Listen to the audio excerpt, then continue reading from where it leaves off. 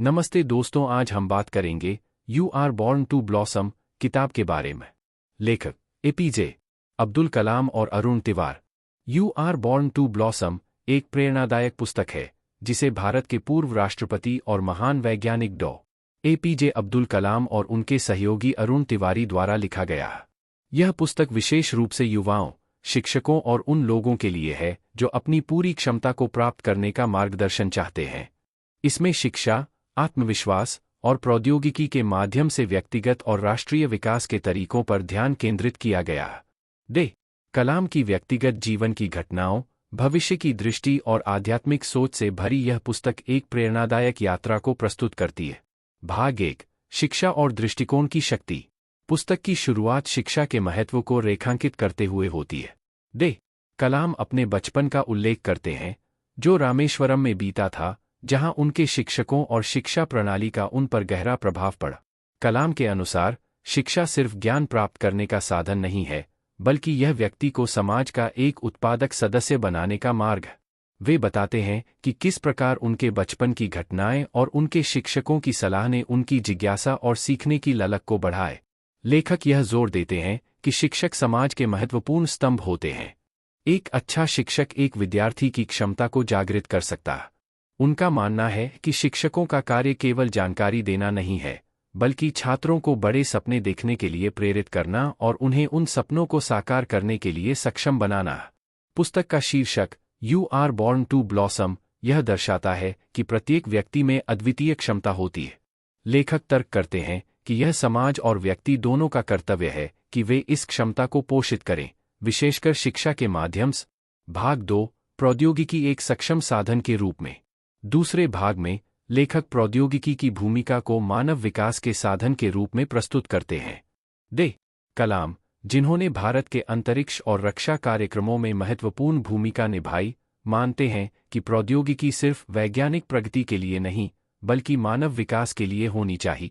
पुस्तक उस भविष्य की कल्पना करती है जहां प्रौद्योगिकी शहरी और ग्रामीण क्षेत्रों के बीच की खाई को पाटने का काम करेगी, जिससे शिक्षा, स्वास्थ्य सेवाएं और रोजगार के अवसर दूरदराज के क्षेत्रों तक पहुंच सकेंगे। लेखक पूरा providing urban amenities in rural areas की अवधारणा का परिचय देते हैं, जो कलाम का एक पसंदीदा विकास मॉडल था। इस मॉडल के अनुसार गांवों को स्मार्ट गांव बनाया जाना चाहिए, जहां प्रौद्योगिकी का उपयोग करके बुनियादी सेवाएं जैसे स्वच्छ पानी, बिजली, गुणवत्तापूर्ण शिक्षा और स्वास्थ्य सेवाएं प्रदान की जा। इससे ग्रामीण भारत को सशक्त बनाया जा सकता है, जिससे देश की समग्र प्रगति होगी। लेखक प्रौद्योगिकी को जीवन में नई संभावनाओं को खोलने वाला साधन मानते हैं। अगर इसका सही उपयोग किया जाए तो यह लाखों युवाओं की सृजनात्मकता और उत्पादकता को सामने ला सकता है। पुस्तक में यह चर्चा की गई है कि आधुनिक सूचना प्रौद्योगिकी शिक्षा को कैसे बदल सकती है, इसे अधिक सुलभ और व्यक्तिगत बना सकती है। भाग 3, आत्मविश्वास और नेतृत्व की भूमिका। तीसरे भाग में लेखक आत्मविश्वास की महत्ता पर जोर देते हैं। पुस्तक का एक महत्वपूर्ण संदेश यह है कि प्रत्येक व्यक्ति के पास अपनी तकदीर को आकार देने की शक्ति होती है। डॉ. कलाम अपने जीवन के उदाहरणों के माध्यम से दिखाते हैं कि कैसे धैर्य, कड़ी मेहनत और आत्मविश्वास से किसी भी चुनौती को पार किया जा सकता है। वे बताते हैं कि किस प्रकार वे एक साधारण पृष्ठभूमि से उठकर भारत के अंतरिक्ष और रक्षा कार्यक्रमों के प्रमुख व्यक्ति बने और अंततः भारत के राष्ट्रपति बन। लेखक यह भी कहते हैं कि हर व्यक्ति को अपनी खुद की एक दृष्टि होनी चाहिए। यह व्यक्तिगत दृष्टि व्यक्ति के निर्णयों और क्रियाओं का मार्गदर्शन करती है। डॉ. कलाम की विजन 2020 इंच की योजना, जिसमें भारत को एक विकसित देश के रूप में बदलने का सपना था, इसका एक उदाहरण है। नेतृत्व के बारे में लेखक कहते हैं कि नेतृत्व का मतलब केवल आदेश देना नहीं है, बल्कि दूसरों को प्रेरित करना।